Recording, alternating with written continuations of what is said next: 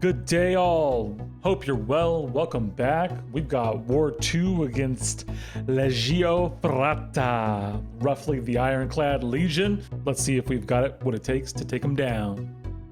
Up first, we're on our typical Path 7 Node 7. Jabari is a pretty common placement here. You would have seen that last season. She's got the cleanse. There's opportunity for her to do damage back to you, but we've done this fight. We've done it with Hulkling. And really, we just want to make sure that she does not have a cleanse when I get to a special, so she doesn't shrug that. And this is a very straightforward fight. Hulkling's a beast. She no longer is a tactic defender, so I don't have to worry about her gaining a bunch of power. And she's cooperating. So we're going to go ahead, just let her throw this SP2. Try not to have a cleanse on her when we go to throw that special. Get her to back off. Straightforward stuff, come on, and kaboom! Hulkling doing Hulkling things. I'm basically taking the entire path with Hulkling today. That was how the placements worked out for me, so it's a beautiful thing. I love fighting with them. Up here we've got an eye bomb sitting on 16. Nodes don't benefit him. Hulkling's poison immune. As long as we can avoid taking him to an SP3 and get an acid burn on us, we're good to go. And you're gonna see that's not an issue in this fight. Now I've got a combat regen boost on just because I was trying to save potions knowing that I was gonna fight the whole path with Hulkling, and I had one in overflow, so I don't use them commonly. Might as well use them to save potions. But you can see, man, we're chipping down this eye bomb. We're in the perfect spot. We want to go ahead and let him dump his power so we can throw this special heavy counter to the SP1. I make a bit of a mistake forgetting that he puts a weakness on you when you hit his block, so he's going to reduce my special 2 damage a bit, but it ain't no thing. We're in the Hulkling cycle, and this gentleman's not going to make it out. We finish him off with some hits into the block, and then we move on.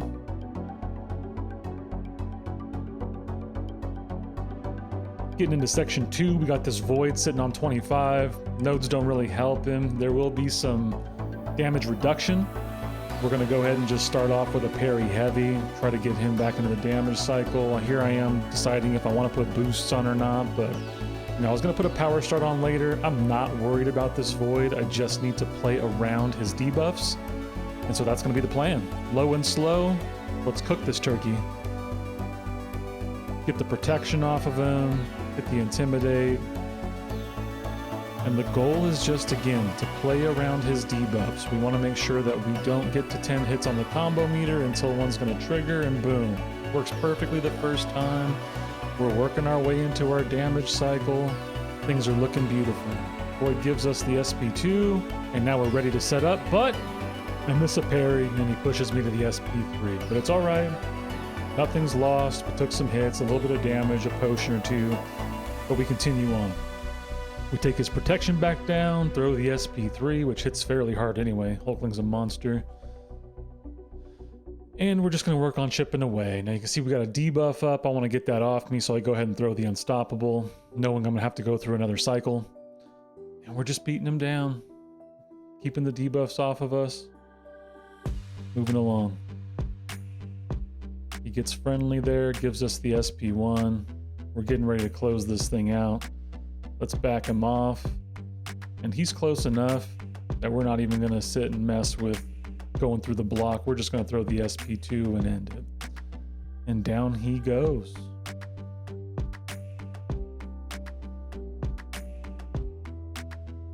Now my final path fight, and the only one I was really worried about was the Shocker. I was only really worried because I know he does weird stuff with stun.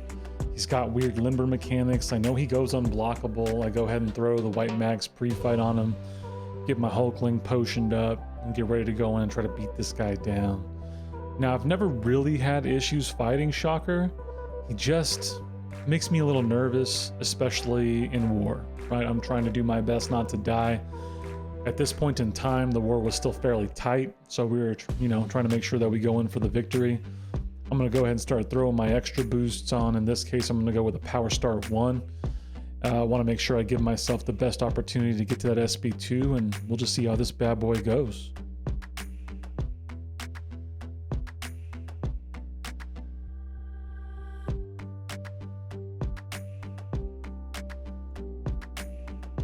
We pop in, get the nice parry, just start beating on him. The nodes don't benefit him at all. He's not a shrugger. You go ahead and get the dex on the first SP1. Not bad.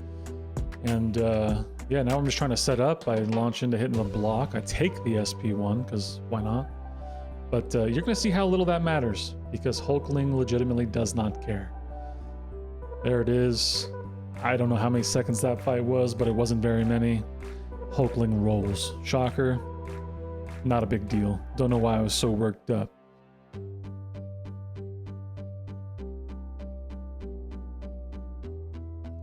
Now I start looking ahead to my spicy fights. I got a couple of minis in this one. Got that future Ant-Man sitting right there. 39. Got the Weapon X on hazard shift. I am officially the Magneto guy for my battle group, so Mags will be going to R4 here pretty soon because that's just going to make these fights a lot more comfortable. But yeah, you know, had to go in, get some duels going, make sure I had a handle on future Ant-Man specials. And the Weapon X fight I'm relatively familiar with, but future Ant-Man was making me nervous. You know, he gets kind of a little finicky, but nothing that we can't handle with some prep and red mags. Let's get after it. Now, node-wise, the only thing I'm really worried about in this fight is the power snack. He's going to be gaining power. That's probably why he's here. And Mags needs to gain buffs. You know, we got to build that up, but he's going to reduce the ability accuracy. So it's going to be hit and miss when that thing triggers. So really, I just need to make sure that I do a good job either blocking or getting out of the way of his specials, working my way up to my SP3, build some prowess, don't put myself in a bad spot, and this fight should go relatively smooth. We get that first SP1 out of him, and everything's flowing. It's going really nice right now. I'm just parry heavying my way up to that SP3. Power snacks triggering every once in a while. I'm roughly trying to time my buff increase around it. I don't do a great job early. I do a little bit better later. Here, I scrub it up. Take that SP2 in, as you can imagine. Panic for a split second. Thankfully, nothing crit. Didn't get too major. And, you know, Mags is a bit of a tank, so we're all right. Now we're just trying to build some prowess. We're not even messing with the decks anymore. We don't care. Building, building, building.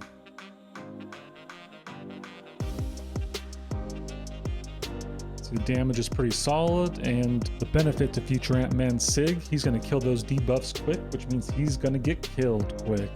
On we move. And on we go to my final fight. It's one I'm experienced with, but frankly, it's a fight I don't care for. You know, Weapon X on this subset of nodes, it's a good placement. I know people have workarounds. I know that I can take this fight now, but it's just not a great spot for this guy. So I get to the fight. I take some breaths. We want to be calm here. Right, again, this is a close war. We got to make sure we come out of this with no deaths, and he's aggressive. It's a tough fight. You can't parry for most of it. So I just want to gather myself and make sure that I'm ready to go. This is a very methodical fight.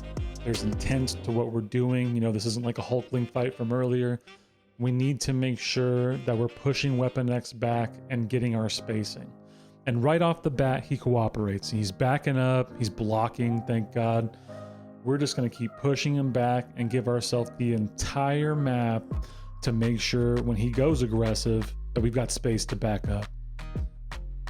And now parry heavy game. Let's go. We parry, we heavy, we heavy, we parry. Not in that order. Here we hit the unblockable. Now I'm just going to back off. I'm going to give him space, let his charges count down. Everything's under control, and unfortunately, boom. Catches me on the decks, but it's all right. It's the last fight of the war. It's not a potion issue. We just need to make sure that we don't die. He's out of his aggressive mode. He's not building charges, so this is our prowess building time. And we want to just build up everything we can to launch it off and get this fight over. Kind of goes a little uncooperative, primarily because I can't get a parry in, which is not cool. I should have heavy countered him on his special 2. But build up some prowess. We drop the SP3. I want my space back. Want to do that before he starts regenerating in that when he's aggressive mode. And you can see, man, he's regenerating. He's powering through those bleeds because despair doesn't work on him. But Mags being Mags, those bleeds run out, and so does his health pool. Done and done. That's Weapon X for you. And there you see it. We get the victory versus Legio Ferrata. Quite a sizable improvement from War 1 to War 2. Cut our deaths almost in half. But still not where we want to be. It was a good performance. The season's young. Let's go. Now the second half of our doubleheader, that bunch of traders over there, Grass, Egg, Thanos, it's finally time that we match. We're back in Tier 1. It's a Tier 1 war. Let's get it. Now I get to bring one of my favorite teams today. It's the full mutant team, and I know that that bunch of traders over there is just gonna love it. Up first, I got Cable taking the Scorpion on Node 7. Node 7 doesn't do much for Scorpion. It's not a big deal, so this is just going to be a parry heavy down. Even if I do get some poisons on me, Cable's just going to regen. So again, this is about as straightforward as it gets. Parry, heavy, dex specials, easy game, easy life. We move on. And that's how this fight goes. No missed parries like last time. We're jamming. And Scorpion is melted. Man, is Cable overpowered with that APOC synergy. And speaking of APOC, the Big Daddy makes his appearance, taking on Mole Man on Node 16. They put some shruggers on there for me. I couldn't say thank you. I can't be more grateful. I love bringing in rank 4 APOC. I love what he does in these fights. The plan with Mole Man is the plan with Mole Man, which is low and slow, baby. No more worrying about the power gain this season. We're just gonna go ahead and put debuffs on him, not let him shrug him, throw our specials, and melt this man down. We get the SP1 off, we start baiting his specials. Ideally, we'd bait the special 2 just to save some time, but you know, he's feeling frisky. He wants to throw that SP1, so be it. Get our debuff refresh in, make sure that keeps ticking away. And APOC is just an excellent champion. He's not everyone's cup of tea, that's for sure, but he puts in work, and his greatness cannot be denied. We do push Mole Man to that SP2 just in time to get our SP2 thrown with the bleeds up, and that is a hefty one, and this fight is basically done.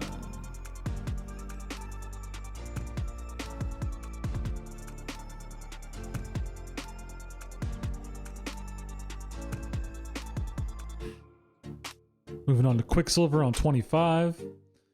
Nothing on this benefits Quicksilver. It's really just having to knock him down to keep the damage going. So we're going to make this a Cable fight, and we're going to do the same thing we did with Scorpion. Right? Parry, heavy, let the degens do the work. Quicksilver can get a little tricky when you're trying to do the parry and attack because he's got the evade, but I mean, I fight this guy in Battlegrounds enough to know that that's going to happen. Keep my eyeballs on timers. And again, we want to just parry heavy, let degens do work, watch them melt away.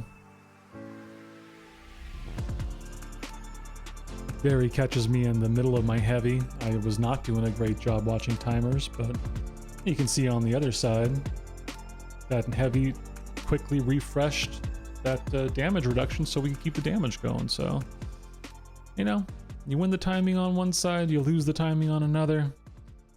That's what happens when you're a mediocre player trying to play in Tier 1. Thus far, this fight's going exactly according to plan. Everything's looking good. We're chipping him down. We need to just get that protection off him one more time and let the degens finish off. Similar to cooking, ladies and gentlemen, which I know we're all associating things to in MCOC these days.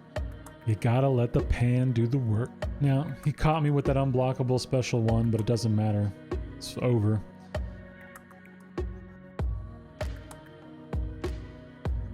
And now we head to my last fight of the war. One of my favorite fights. It's Korg with APOC. I love that fight. This is Corrigan 34. It's a good placement, but APOC basically eliminates any issue with this fight, and it turns into a basic Korg fight. We parry, we hit with lights, we parry, we hit with lights, we try not to take specials, we get debuffs up, we chip this fight down. And as you can see, that's exactly what we're doing. Start off with the SP1, get that poison and that weakness up. Want to cut down his regen as much as possible, speed this fight up. Now, I tried early decks so I could light counter when he comes down, but you see I take the SP2. APOC's a tank, it's not a big deal. I'm now bleed immune, refresh my debuffs, and we continue on. It's my last fight of the war, so I don't have much to worry about after this. War was still fairly tight at this point. It was a little later, I didn't have too much to worry about, but again, we're on a deathless streak, and we don't want that deathless streak to end. Take a little bit of the special there. I could have kept going with lights and just interrupted his heavy, but there's no point in getting too aggressive and causing myself an issue because this fight's almost done. Try to get that SP2 out of him. We get him aggressive, and then we just go in and we wrap this bad boy up. SP1 for the finish. Easy game, easy life.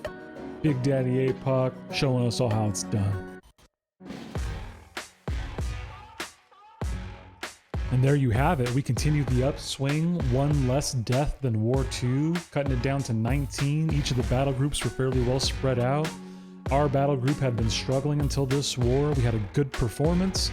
Historically, we've bounced back and forth. As soon as we get to tier 1, we wind up losing and drop down. It was nice to get to tier 1, get a matchup, and get a win. Kudos and respect out to the bunch of traders, Egg, Grass. It was a good job, but we come out victorious this time. That's it for today. I hope you caught the 2 words from the phrase. And until next time, peace.